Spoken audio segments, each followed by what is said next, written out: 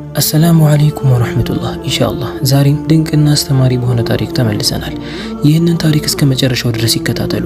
ለዚህ ቻናል አዲስ ከሆናችሁ ሰብስክራይብ ማድረጋችሁን እንዳትረሱ። ቪዲዮንም ላይክ በማድረግ ጀምሩ።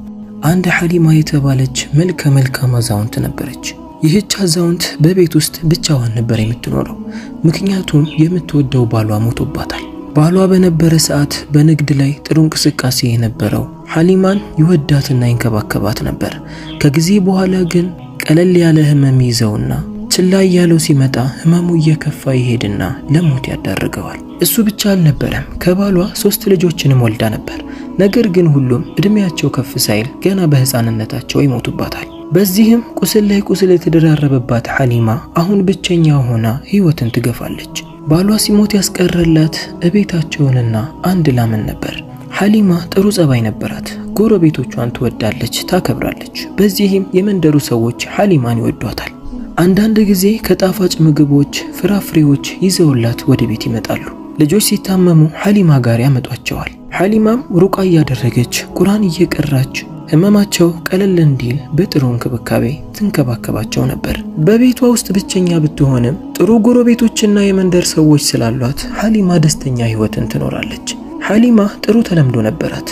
ጠዋት በጊዜ ትነሳለች። ሱቢዋን ሰግዳ ዱዓ ካደረገች በኋላ ብቸኛ የሪዝቋ ሰበብ የሆነችው ላም ጋር ትሄድና ታልባታለች። ወተቱንም ካለበች በኋላ ለራሷ የተወሰነን አስቀምጣ ወደ ገበያ ይዘው ትወጣለች። ገበያ ላይም ሽጣ አስፈላጊ የሆኑ ነገራቶችንም ገዝታ ትመለሳለች። ስትመለስ ግን ለራሷ ብቻ አልነበረም፣ መንደሩ ላይ ላሉ ህፃናቶች ጣፋጭ ነገሮችን እየገዛች ሁሉ ጊዜ ትሰጣቸው ነበር። በዚህም የመንደሩ ልጆች ሐሊማን በጣም ይወዷታል፣ በጣም ያከብሯታል። ገና ከሩቅ ስትመጣ ጠብቀው ሮጠው ሄደው ይጠመጠሙባታል። ሐሊማ ወደ ገበያ ወጥታ የምታቀርበው ወተት ንጹህና ከውሃ ጋር ያልተቀላቀለ ስለነበር ሰው ሁሉ ከሐሊማ ለመግዛት ይቻኮላል። ዋጋዋም ተመጣጣኝ፣ ስፍርንም ስለማታጭበረብር ሰው ሁሉ በታማኝነት ይገዛታል። አንድ ቀንም ሐሊማ እንደተለምደዋ ገበያ ላይ ቁጭ ብላ ወተትን እየሸጠች ሳለ አንድ ወጣት ልጅ ወደ እሷ ጋር ትመጣለች።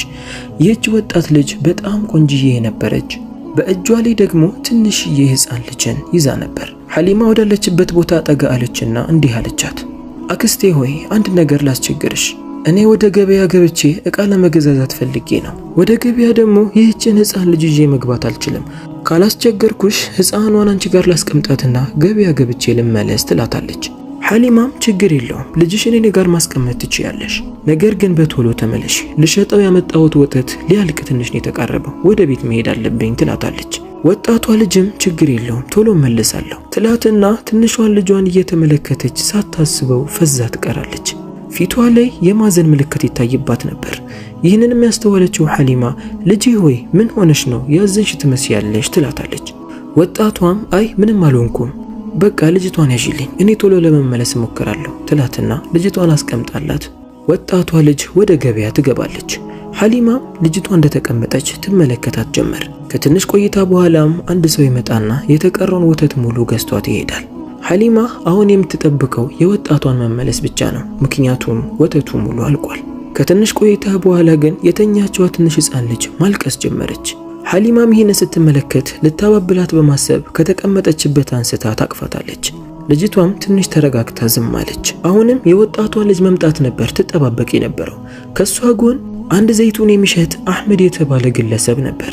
ወደ አህመድም ዞረችና አህመድ ሆይ ቅድም መታ ልጅቷን የሰጠችኝን ወጣት ልጅ ተመልክተሃታልን? ወደ ገበያ ገብቼ ለውጣ ብላኝ እኮ እስካሁን አልተመለሰችም ትለዋለች። አህመድም አይ የለም አላየኋትም፣ ምናልባት ግን ገበያው ስለተጨናነቀ ለመምጣት አልተመቻትም ይሆናል፣ ትንሽ ጠብቂያት እስቲ፣ መቼስ ልጅቷን ጥላ መቅረቷ አይቀርም ይላታል። ሐሊማም በቃሽ እንደዛ የተሻለ ይመስለኛል ትንሽ ልጠብቃት ትላለች። ሰዓቱ እየረፈደና እየመሸ ይመጣል። ነገር ግን የልጅቷ እናት አልተመለሰችም። የእናት መምጣት ብቻ አልነበረ፣ ልጅቷም ተርባ ስለነበር ማልቀስ ጀመረች። ሐሊማም ምን ማድረግ እንዳለባት ግራ ይገባታል። አህመድም ሰዓቱ እኮ በጣም መሸ፣ እስካሁን አልተመለሰችም፣ ምናልባት ወደ ቤት ሊሄዳ ሊሆን ይችላል። በቃ ልጅቷን ይዘሽ ወደ ቤት ሂጂና ነገ ተመለሽ፣ ነገ ከመጣች እንሰጣታለን። አሁን ልጅቷም ተርባ ስለሚሆን ወደ ቤት ገብተሽ ምግብን አብያት ይላታል። ሐሊማም ሰዓቱ በጣም እንደረፈደ አስተውላለች። ሰዎች ሁሉ ከገበያ ወጥተው ወደ ቤታቸው እየሄዱ ነበር። ልክ ብለሃል፣ በቃ እዚህ መቀመጤ ጥቅም የለውም፣ ሰዓቱ በጣም ረፍዷል። ሰዎችም ከገበያ እየወጡ ነው። ስለዚህ ልጅቷም ስለተራበች በረሃብ ከምትጎዳ ወደ ቤት ይዣት እሄዳለሁ ትለውና አህመድም እነሱን ተሰናብቶ ወደ ቤቱ ይሄዳል። ሐሊማም ወደ መንደሯ ትመለሳለች። ሐሊማም ወደ ቤት ገብታ ልጅቷ የተቀመጠችበትን ዕቃ ስትከፍተው ውስጡ ላይ ለልጅቷ የተቀመጡ ብዙ ተቀያሪ ልብሶች፣ የወተት መያዣ ዕቃዎች ተቀምጠው ነበር። ሐሊማም ወዲያውኑ የልጅቷን ልብስ አውልቃ ትቀይርላታለች። ወተትም ታፈላላትና በዕቃው ላይ አስቀምጣ ወተት ታጠጣት ጀመር። ሐሊማ ልጅቷን ስትመለከታት በጣም ውብ ነበረች። ልክ እንደ እናቷ በጣም ውብ ናት። በውበቷም ተገርማ ማሻአላህ እያለች አልጋ ላይ አስቀመጠቻት። ከልጅቷ ጋርም አብራ ትተኛለች። ሐሊማ ውስጧ የሆነ ደስታ እየተሰማት ነበር። የቀሰቀሳት የልጅቷ ለቅሶ ነበር። ተነስታም እንደገና ለልጅቷ ወተት አዘጋጅታ ሰጠቻት። የፈጅር ወቅትም ገብቶ ስለነበር ፈጅሯንም ሰገደችና ዱዓ አደረገች። እንደሌላው ጊዜ ወተት አለበች። ያለበችውንም ወተት በዕቃ አደረገችውና ለልጅቷ ልብሷን ቀይራላት ወተት ካጠጣቻት በኋላ ወደ ገበያ ትወጣለች። ዛሬ ተጨማሪ አንድ ነገር ይዛለች። እሱም ልጅቷን ነበር። ወደ ገበያም ወጥታ ቁጭ አለች። የልጅቷንም እናት መምጣት መጠባበቅ እንዲሁም ወተቷንም መሸጥ ጀመረች። ገና ገብታ ገበያ ውስጥ እንደተቀመጠች ወዲያውኑ አህመድ ይመጣል። አሰላሙ አለይኩም በማለት ሰላምታ ያቀርብላታል። ሐሊማም ሰላምታውን መለሰችለት። እንኳን በደህና መጣህም ብላ አቀባበል አደረገችለት። አህመድም ዛሬ ኢንሻአላህ የልጅቷ እናት መጣ ልጅቷን የምትወስድ ይመስለኛል፣ እስቲ ልጅቷን ልመልከታት ብሎ ወደ ልጅቷ ጠጋ ብሎ ተመለከታት። በጣም ውብና ጨረቃ የመሰለች ነበር። ሐሊማም በል ማሻአላህና ባረከላህ በል ብታይ እንዴት እንደወደድኳት፣ ማሻአላህ ባረከላህ በጣም ታምራለች አለ አህመድ። ሐሊማም ብታይ ልጅቷን እንዴት እንደወደድኳት፣ እናቷ ዛሬ መታ ካልወሰደች በቃ ይሄች ልጅማ ከኔ ከተለየች ማዘኔና ማልቀሴ ነው ብላ ትስቃለች። አህመድም አረ አይመስለኝም ዛሬማ ምትመጣ ይመስለኛል፣ እስቲ የሚሆነውን አብረን እናያለን ይላትና እሱም ሱቁን ለመክፈት ወደ ሱቁ ያመራል። ሐሊማም እዛው ቁጭ ብላ ልጅቷንም እየጠበቀች ወተቷንም መሸጥ ጀመረች። ሐሊማም ወተቶቿን ሸጣ ወደ ቤት የምትመለስበት ሰዓት ደረሰ። ወደ ገበያ ወጥታ እናቷን ልትፈልግ ልጅቷን ደግሞ እዛው ልታስቀምጣትም ፈለገች። ከአህመድ ውጪ ልጅቷን የሚይዝላት ሰው አልነበረም። ሐሊማም አህመድን ጠራችውና እስቲ እናትየውን ወደ ገበያ ገብቼ ልፈልጋት፣ ምናልባት ቦታ ጠፍቶባትም ሊሆን ይችላል፣ ላገኛትም እችላለሁ፣ ልጅቷን ያዝልኝ ትለውና ልጅቷን ትሰጠዋለች። ሐሊማም ወደ ገበያ ገብታ በየቦታው የልጅቷን እናት ትፈልግ ጀመር። ወጣቷ ልጅ ልጇን ሰጥታ የገባችበትን የገበያ ማዕከል አይታው ስለነበር ወደዛ ገብታ ሰዎችንም አጠያየቅ ጀመረች። ነገር ግን አንዳቸውም ሊመልሱላት አልቻሉም። የልጅቷንም እናት አጣች። በጣም አዘነች። ወደ ቦታዋ ስትመለስ አህመድን ብዙ ሰዎች ከበው እየተመለከቱት ነበር። አህመድ ግን ምንም ሳይመስለው ወተት እያጠጣት ነበር። አንዳንድ ሰዎች አህመድ ላይ ለማሾፍ በስተርጅና ልጅ አገኘህ እንዴ አህመድ፣ ወይስ የልጅ ልጅህ ነው? እንዴት ወደ ገበያ ልታመጣው ቻልክ? ይህችን የመሰለች ቆንጆ እያሉ ሁሉም በየተራ ያወሩበትና ይስቁበት ጀመር። ይህንን የተመለከተችው ሐሊማ ግን በጣም ተቆጣች። ሰዎች ሆይ ወደ ስራችሁ ሂዱ፣ እዚህ ጋር ምንም አትሰሩ። ይህች ልጅ የአህመድ አይደለችም፣ የሌላ ሰው ናት፣ ስራ የላችሁም እንዴ ብላ ተቆጣቻቸው። ሰዎችም ወደ መጡበት ተመለሱ። ሐሊማም ከአህመድ ልጅቷን ወሰደች። አህመድም ልጅቷ እኮ አለቀሰች። ስታለቅስ ደግሞ ሰዎች ሰሙና መጡ። እኔም ደግሞ ካመጣሽው ወተት አጠጣት ብዬ ወደ ወተቱ ሄድኩና ሰጠኋት። ሐሊማም በጣም አመሰግናለሁ፣ አስቸገርኩ አይደል? ይቅርታ አድርግልኝ። ወደ ገበያ ገባው፣ ነገር ግን የልጅቷን እናት ላገኛት አልቻልኩም ትለዋለች። አህመድም እንግዲህ ልጅቷን ማሳደግ የሚከብድሽ ከሆነ እኔ ልውሰዳት፣ እኔ ጋር ሚስቴና ልጆቼ ስላሉ በጥሩ እንክብካቤ ታድጋለች ይላታል። በአህመድ ሐሳብ ግን ሐሊማ ፈቃደኛ አልነበረችም። አረ በፍጹም ይህ እኮ አማና ነው። የልጅቷ እናት እኮ እስክትመለስ ድረስ ልጇን ያስቀመጠችው እኔ ጋር ነው። ይህችን ልጅ ደግሞ እኔ መንከባከብ አያቅተኝም ትለዋለች። አህመድም ችግር የለውም ግን እሺ እናቷ ካልተመለሰች ምን ልታደርጊ ነው ይላታል። ሐሊማም አይ ይህ እኮ አስጨናቂ አይመስለኝም፣ ዋናኛ በጥሩ እንክብካቤ ልጅቷን ማሳደጋችን ነው ትለዋለች። ከዛም አህመድን ተሰናብታ ወደ ቤት መመለስ ጀመረች። በመንገድ ላይም እየሄደች ሳለ አንድ ጎረቤቷ ወደ ገበያ እየገባች ታገኛታለች። ሰላምታ ማቀረበችላት። የማን ልጅ ነው ያስዩ ብላ ትጠይቃታለች።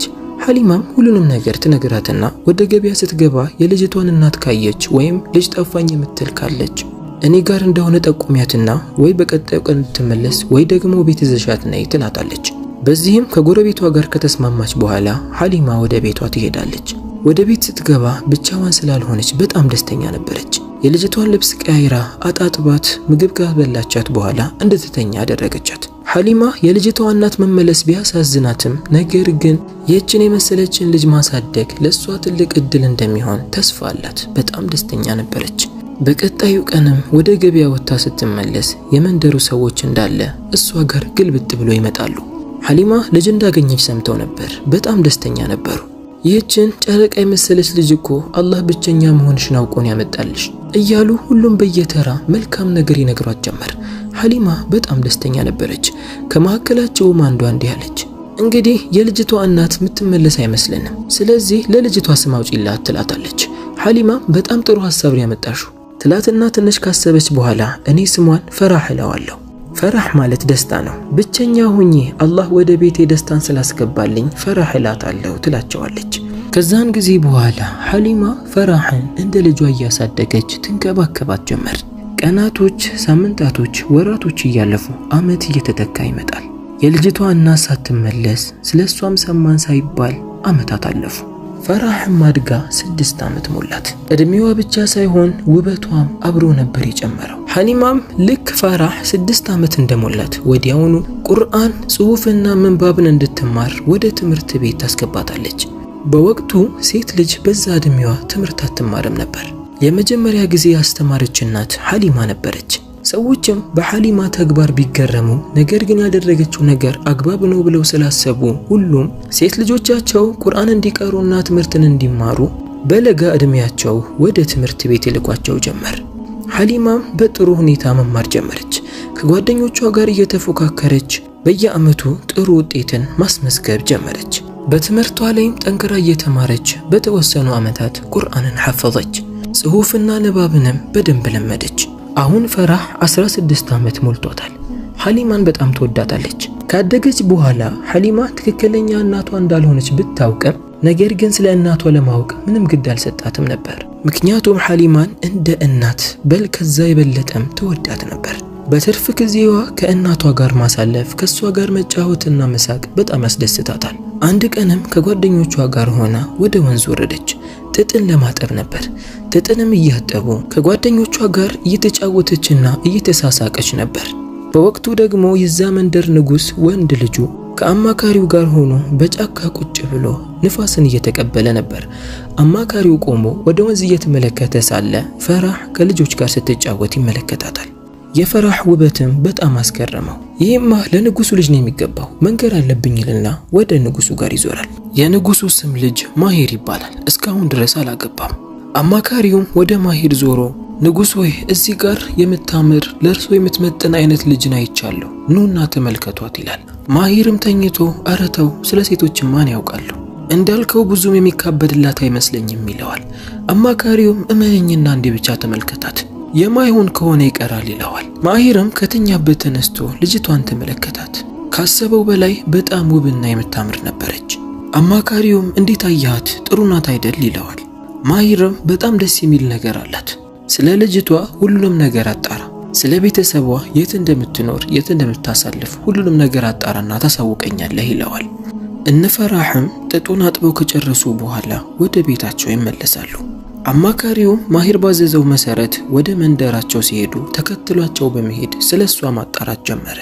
ስሟ ፈራህ እንደሆነ ወደ ሐሊማ ደግሞ እናቴ ብላ ስትገባ እናቷ ሐሊማ እንደሆነች እንዲሁም የመንደር ልጆችን ቁርአን ስታስቀራና ስታስተምር ይመለከታታል። ስለሷ መልካም ነገርን የተመለከተውም አማካሪ በደስታ ወደ ንጉሱ ጋር ይገባል። ለማሂርም ሄዶ ስላየው ነገር ሁሉ ይነግረው ጀመር። ማሂርም በሰማው ነገር በጣም ደስተኛ ሆነ። ልጅቷ ውበት ብቻ ሳይሆን ዕውቀትም ቁርአንም ቀርታ ልጆችንም እያስቀራች የመንደሩ ሰው ሁሉ እሷን እንደሚወዳትና እንደሚያከብራት ሲያውቅ በጣም ተደሰተ። ነገር ግን የምትኖረው በደሃ ቤተሰብ ውስጥ ነው። ደሃ መሆኗ ማሂር አላስጨነቀውም። ያስጨነቀው አባት ሲሰማ ከከለከለኝ ብሎ ነው።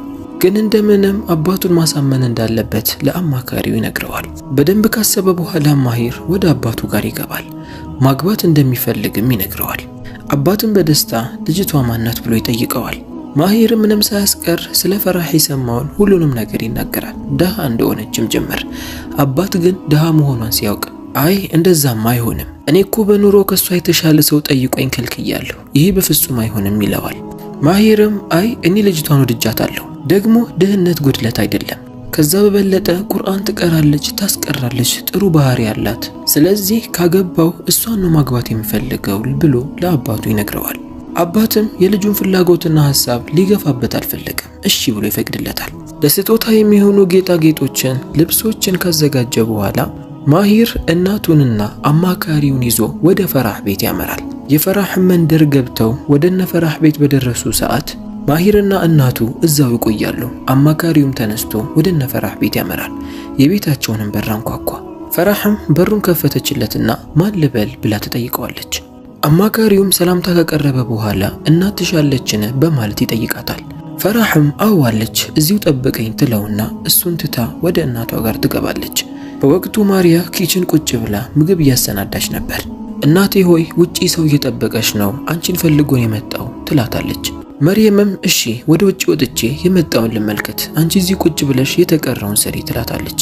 ከዛም መርየም ወደ ውጪ ወጥታ የመጣውን ስትመለከት ከዚህ በፊት አይታው የማታውቀው ስለሆነ ማን ልበል ብላ ትጠይቀዋለች።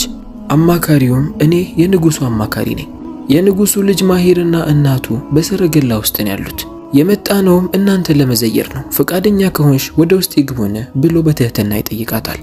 መርየምን በጣም ተገረመች። ኧረ አዎ ወደ ውስጥ ግቡ፣ አይቀመጡ እዛ ይግቡ ትለዋለች። ማሂርና እናቱም ከሰረገላ ወረዱ። የያዙትንም ስጦታ ይዘው ወደ ውስጥ መግባት ጀመሩ። ለመርየም ሰላምታ ያቀረቡላት ወደ ውስጥ ገቡ። መርየምም እዚህ ድረስ እኔን ብላችሁ ስለመጣችሁ በጣም አመሰግናለሁ፣ አስቀድማችሁ ብትነግሩኝ ግን ጥሩ ምግቦችንና ጣፋጮችን አዘጋጅ ነበር። ወደ ውስጥ ግቡና ቁጭ በሉ፣ ሻይ ይዤ ልምጣ ትልና ወደ ውስጥ ትገባለች። ፈራህ ኩሽና ነበረች። የእናቷን መርየም መምጣት እየተጠባበቀች ነበር። መርየምንም ስትመለከታት እናቴ ሆይ ማን የመጣው እነማን ናቸው ብላ ትጠይቃታለች። መርየምም የመጡትማ ንጉሱና እናቱ አማካሪው ጭምር ነው፣ በመምጣታቸው በጣም ተገርሜያለሁ። ሻይ ላምጣ ብዬ ነው ወደዚህ የገባሁት፣ የፈላውን ሻይ እኔ ወደ ውስጥ ይዤ እገባለሁ፣ አንቺ ግን ምናልባት እዚህ ሁኚ፣ አስፈላጊ ከሆነ ስጠራሽ ወደኛ ጋር ትመጪያለሽ ትላታለች። ከዛም መርየም ያፈላችውን ሻይ ይዛ ወደ ንጉሱና እናቱ ጋር ይዛው ትሄዳለች። ሻይም የቀዳችላቸው ታወራቸው ጀመር። ትንሽ ካወሩ በኋላ እናት ወደ መርየም ትዞርና ልጅሽ ፈራህ የት አለች? እስካሁን አላየኋትም ብላ ትጠይቃታለች። መርየምም አለች ውስጥ ቁጭ ብላ እኮ ነው ልጥራት ትልና ፈራህ በማለት መጣራት ጀመረች። የእናቷን መርየም ድምጽ የሰማችውም ፈራህ አቤት በማለት ወደ እነሱ ጋር ትመጣለች። መርየምም ገብታ ቁጭ እንድትል ምልክት ትሰጣታለች።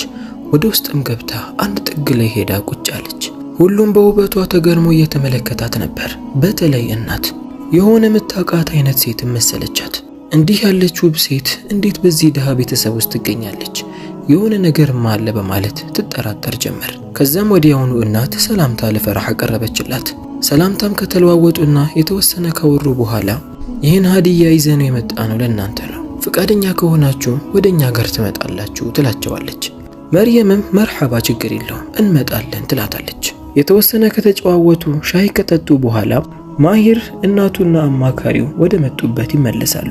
የማሂር እናት የፈራህ ነገር በጣም አስገርሟት ስለነበር ገና ወደ ቤት እንደገባች ለባሏ ፈራህ ላይ ለየት ያለ ነገር እንዳየች፣ ከዛ ቤተሰብ አንድ አካል እንዳልሆነችና እንደተረጠረች ትነግረዋለች። ከጥላቻ አንጻር ሳይሆን ከምታውቀው ሰው ጋር ስለተመሳሰለባት ነበር። በሌላ በኩል ፈራህና እናቷ መርየም በጣም ደስተኛ ነበሩ። የመጣላቸውንም ስጦታ ከፍተው ሲመለከቱ በጣም ውድ የሆኑ ጌጦችና አልባሳቶች ነበሩ። እንዲህ ያለ ልብስ ከዚህ በፊት ለብሰው አያውቁም ነበር። እናትም አልሐምዱሊላህ እያለች አላህን እያመሰገነች እንዲህ የተከበረ ሰው ለትዳር አንቺን መጠየቁና መፈለጉ በጣም የሚያስደስት ነገር ነው። አሁን አንቺ ማግባትሽ ለኔ ራሱ ትልቅ እረፍት ነው አልሐምዱሊላህ እያለች ለፈራህ ደስታዋን ትገልጽላት ጀመር። ፈራህም ቢሆን በጣም ደስተኛ ነበረች። ብዙ ወንዶች እየመጡ ይጠይቋታል። ነገር ግን አላህ የተሻለውን ስላመጣላት በጣም ደስተኛ ሆነች። የንጉሱ ልጅ ማሂር እነ ፈራህ ቤት እንደመጣ ያወቁት ጎረቤቶቿ ተራ በተራ ወደ መርየም ቤት እየመጡ ደስታዋን ይጋሩላት ጀመር። ላደረግሽው መልካም ነገርማ ይህ ራሱ ሲያንስሽ ነው፣ ከዚህ በላይ ይገባሻል እያሉ ፈራህንም ያስደስቷት ጀመር። ከ3 ቀን በኋላም አማካሪው እንደገና ወደ እነ መርየም ቤት ይመለሳል። በሚመለስበት ሰዓት ብዙ ስጦታዎችን ይዞ ነበር። መርየምም ወጥታ ለአማካሪው ሰላምታን አቀረበችለት። አማካሪውም ሰላምታውን ከመለሰ በኋላ ወደ ቤተ መንግስቱ የሚመጡበት ቀን ዛሬ እንደሆነ ንጉሱ የላከላቸውን ስጦታ ደግሞ እንድትቀበል ይነግራታል። መርየም ይህንን ስትሰማ በጣም ደስተኛ ሆነች። እሺ ብላ አማካሪውን ከሸኘችው በኋላ ስጦታውን ተቀበላ ወደ ቤት ትገባለች። ፈራህ ኪችን ገብታ ምግብን እያበሰለች ነበር። እናትም የመጣው አማካሪው እንደሆነ ስጦታዎችን ይዞ እንደመጣና ንጉሱ እንደሚፈልጋቸው ወደ ቤተ መንግስት እንዲመጡ እንደተነገራቸው ትነግራታለች። ፈራህም በጣም ደስተኛ ነበረች። የመጡትን ስጦታ ከፍቶ ሲመለከቱ የሚያማምሩ ልብሶችና ቀሚሶች ነበሩ። ፈራህም ከመጣላት ቀሚስ የሚያምረውን ለበሰች። የለበሰችውም ቀሚስ ይበልጥ ውበትን ጨመረላት። ለፈራህ ብቻ አልነበረም፣ ለእናቷ መርየምም ስጦታ መጥቶላታል። የእሷም ቀሚስ ነበር። መርየምም ከመጣላት ቀሚሶች መርጣ የወደደችውን ለበሰች። እሷንም በጣም አሳመራት። የሚጓጓዙበትም ሰረገላ ከቤተ መንግስት ተላከላቸውና በዛ ውስጥ ታጅበው ወደ ቤተ መንግስቱ መሄድ ጀመሩ። የንጉሱ ልጅ ውጪ ቁጭ ብሎ የፈራህንና የእናቷን መምጣት መጠባበቅ ጀመረ። ሰረገላውም እንደመጣ በፈገግታ ተሞላ። በጣም ደስተኛ ሆነ። ከሰረገላ ውስጥም ፈራህና እናትየው ከወረዱ በኋላ ቀጥታ ወደ ቤት ይገባሉ። ወደ ውስጥ ሲገቡም ንጉሱ፣ የንጉሱ ሚስት እንዲሁም የንጉሱ እህት ውስጥ ቁጭ ብለው የነሱን መምጣት እየተጠባበቁ ነበር። ነገር ግን ባላሰቡት መንገድ የንጉሱ እህት ልክ ፈራህንና የፈራህን እናት መርየም ስትመለከት ሳታስበው ደነገጠች። በጣም ደንግጣ ስለነበር መቆም አልቻለች። ወዲያውኑ መሬት ላይ ዝርር ብላ ወደቀች። ሰው ሁሉ ደንግጦ እየተረባረበ ወደሷ መሄድ ጀመረ። ይህንንም የተመለከተችው ፈራህ በጣም ደንግጣ ለእናቷ ምናልባት የኛ መምጣት ከሆነ ወደ ቤት እንመለስ ትላታለች። ንግግራቸውንም የሰማው ንጉሱ አብሽሩ፣ ወዴትም አትሄዱ፣ እህቴ ብዙ ጊዜ እንዲህ ያለ ነገር ያጋጥማታል፣ ምንም የሚያስጨንቃችሁና አዲስ የሆነ ነገር የለም፣ አብሽሩ ብሎ እንዲረጋጉ ያደርጋቸዋል። በዚህ ሰዓትም ፈራህና እናቷ መርየም ትንሽ ይረጋጋሉ። ራሷን የሳተችውም ልጅ ወደ ክፍሏ ወስደው አስተኝተዋት ነበር። ከአጠገቧ አንድ ሐኪም ነበረች። ወዲያውኑ ልጅቷ ተነቃና ወደ ውስጥ ገብቼ መናገር ያለብኝ ነገር አለ ትላለች። ሐኪሟም አይ እረፍት ማድረግ አለብሽ፣ ወዴትም መውጣት የለብሽም ትላታለች። ልጅቷም ችግር የለውም ምንም አልሆንኩም፣ ማወራውን ነገር መናገሬና እውነቱን ማጋለጤ ነው ለኔ መድኃኒቴ፣ ወደ ውስጥ ይዘሽኝ ግቢ ትላታለች ሐኪሟን። ንጉሱም ዞር ሲል የእህቱን መምጣት ሲመለከት ለምን መጣሽ? የተወሰነ እረፍት እኮ ማድረግ አለብሽ ይላታል። እህቱም ችግር የለውም ብላ ትመልስላታለች። መርየምም ቀና ሳትልም ልጄ ሆይ አስቸገርንሽ አይደል? ምናልባት የኛ መምጣት ከሆነ ወደ ቤት እንመለስ እንችላለን፣ አብሽሪ ትላታለች። የንጉሱ እህትም አረ ለነዛ አይደለም፣ እንደውም አንቺ ዋልሽልኝ ትልቅ ውለታ አለ፣ የኔ ውድ የሆነ ስጦታዬን በአግባቡ ጠብቀሽልኛል ትላታለች። መርየምም ግራ ገባት። ምን ማለት ፈልገሽ ነው ብላ ድጋሚ እሷን ጠየቀቻት። ከ15 ዓመት በፊት ቁጭ ብለሽ ገበያ ውስጥ ወተት እየሸጥሽ ሳለ ፈራህን አምጥቼ የሰጠሁሽ እኮ እኔ ነኝ ትላታለች። ንጉሱ ፈዞ ቀረ። ምን ማለት ፈልጋ ነው ብሎ ግራ ተጋባ። መርየምም ወዲያውኑ በጣም ደነገጠች። ምን ያኔ ገበያ ልጅ ይዘሽ የመጣሽው ቆንጂዬዋ ወጣት ልጅ አንቺ ነሽን ብላ ድጋሚ እሷን ጠየቀቻት። ልጅቷም አዎ ራሴው ነኝ፣ ያኔ የሰጠሁሽ እኮ ልጄን ብቻ አይደለም የአይን ማረፊያዬን፣ ልቤን፣ ሙሉ አካሌን የሰጠሁሽ ትላታለች። ነገር ግን ዝም ብዬ አይደለም የሰጠሁሽ፣ ስላንቺ አጣርቼ ነው። የመንደሩ ሰውና ልጆች እንደሚወዱሽ፣ ባልና ልጆችሽ ከሞቱ በኋላ ልጅ እንደምትፈልጊ፣ ልጆችን እንደምታጫውቺ ስሰማ ለልጄ ትክክለኛው ሰው አንቺ ነሽ ብዬ ስላሰብኩ ነው። በአላህ ላይ እርግጠኛ ሁኚ ላንቺ የሰጠሁሽ ትላታለች። ከዛም የፈራህ ትክክለኛ እናት ከተቀመጠችበት ተነስታ ወደ መርየም ጋር ታመራለች። ፊቷ በእንባ ተሞልቶ ነበር። ይቅርታ አድርጊልኝ፣ ማድረግ የሌለብኝን ነገር ነው ያደረኩት፣ ይቅርታ አድርጊልኝ እያለች እያለቀሰች ይቅርታን እየጠየቀቻት ሄዳ ትጠመጠምባታለች። መርየምም ሳታስበው ከዓይኖቿ እንባ እየፈሰሱ እቅፍ ታደርጋታለች። አሁን ፈራህና ንጉሱ የፈራህ ትክክለኛ እናት የንጉሱ እህት እንደሆኑ አወቁ። ሐሊማም ወላሂ ፈራህ ማለት ያንቺ ብቻ ሳትሆን የኔም ልጅ ጭምር ናት፣ አይደለም ይሄ አግብታ ስትወጣ ራሱ ከኔ እንደምትርቅ ሳውቅ በጣም አዝናለሁ። ከልጅነቷ ጀምሮ ያሳደግኳት እንደ እናት ሆኜ ነው። በልጅነቷም ነው ቁርአን እንድትቀራ እንድትማር ጽሑፍን እንድትለምድ ያደረኳት። ፈራህ ማለት ለኔ ከልጄ በላይ ናት ትላታለች። የፈራህ ትክክለኛ እናትም አዎ ወላሂ ልክ ብለሻል፣ እኔ እኮ ልጄን ሰጠሁኝ ብዬ አልተውኩሽም፣ ሁል ጊዜ እከታተልሽ ነበር። ወላሂ አንዴ ፈራህን አግኝቼ ብስማት በጣም ደስተኛ ነበርኩ፣ ግን ጊዜው አይደለም እያልኩኝ እዛው አልቅሼ ወደ ቤት እመለሳለሁ። ወደ ቤት ስመለስ ግን የሚያውቅብኝ አንድ ሰው አልነበረም ትላታለች። ሐሊማም ግራ በመጋባት ግን ለምን ይሄን ሁሉ አደረግሽ? መደባበቁ ለምን አስፈለገ? ለምን ብላ ጠየቀቻት። የፈራህ ትክክለኛ እናትም ወላሂ በሰዓቱ ወጣት ነበርኩኝ፣ የምወደው አንድ ልጅ ነበር። ከቤተሰቦቼ ጋር አስተዋውቄ እሱን ማግባት እንደምፈልግ ስነግራቸው አባቴ ግን አልፈቀደም፣ አይሆንም አሉኝ። እኔም በጣም አዘንኩኝ። ሐዘኔ እየበረታ ሲመጣም መታመም ጀመርኩ። ቀስ በቀስ ከተኛሁበት እንኳን መነሳት አቃተኝ። የሆነ ሰዓትም በራሴ እንቅስቃሴ ማድረግ አለብኝ፣ ጉዞ ወጥቼ ራሴን ማረጋጋት አለብኝ ብዬ አሰብኩኝ። ለአባቴም አማከርኩት።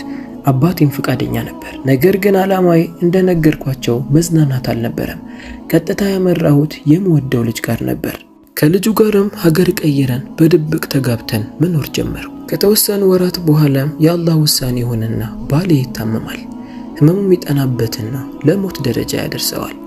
ባሌ ጥሎኝ ሞተ። በጣም አዘንኩ። ምን ማድረግ እንዳለብኝም ግራ ገባኝ። ከወራት በኋላም ያቅለሸልሸኝ ጀመር። ወደ ሐኪም ቤት ሲሄድ እርጉዝ እንደሆንኩኝ ተነገረኝ። ወደ ቤት እርጉዞኜ ከተመለስኩኝ ቤተሰቦቼ እንደማይቀበሉኝ፣ በእኔ እንደሚያፍሩ፣ ሰው ፊትም እንደሚወራባቸው አስቤ ፈራሁ። አልሄድኩም። ልክ ፈራህ እንደተወለደች እኔ ማሳደግ እንደማልችል ስለገባኝ ስለ አንቺ አጣርቼ ለአንቺ ሰጠሁሽ። ከዛም ወደ ቤተሰቦቼ ተመለስኩ። ፈራህ ሆይ ይቅርታ አድርጊልኝ ልጄ፣ አጥፍቻለሁ እያለች ማልቀስ ጀመረች። ፈራህም መታ እናቷ ላይ ተጠምጥማ አፉ ብዬሻለሁ ምንም አላጠፋሽም ብላ እሷ ማልቀሷን ቀጠለች። የእህቱንም ንግግር የሰማው ንጉስ ምን ማለት ነው? ያኔ እኮ እንዲህ እንደምትወጂው ብትነግሪኝ ኖሮ ባልከለከልንሽ ነበር። እኛ ላንቺ ከማሰብና ጥሩ ከመመኘት አንጻር ነው እንጂ ያን የሆነ እንደምትወጂው ብትነግሪኝ ኖሮ እኛ ባልከለከልንሽ ነበር ይላታል። ሁሉም አፉ እየተባባለ ሳለ ማሂር ድምጹን ከፍ በማድረግ እንዴ እኛን ረሳችሁን እኮ ፈራህ እኮ ወደዚህ እንድትመጣ ያደረግነው ለዚህ አይደለም ይላል። ንግግሩንም የሰሙት ሁሉም ድምጻቸውን ከፍ አድርገው ሳቁ። እንግዲህ በስተመጨረሻም ሁሉም ነገር ተሳካ። ሐሊማም እዛው ቤተ መንግስት ውስጥ ከልጇ ጋር ሳትለይ መኖር ጀመረች። እንግዲህ የዛሬ ታሪካችን ይህንን ይመስላል። ከታሪኩ ትልቅ ትምህርትን እንደወሰዳችሁ ተስፋ አድርጋለሁ። ቪዲዮን ላይክ፣ ሼር፣ ሰብስክራይብ ማድረጋችሁን እንዳትረሱ። በሌላ ታሪክ እስከምንገናኝ ድረስ ወሰላሙ አለይኩም ወራህመቱላሂ ወበረካቱ።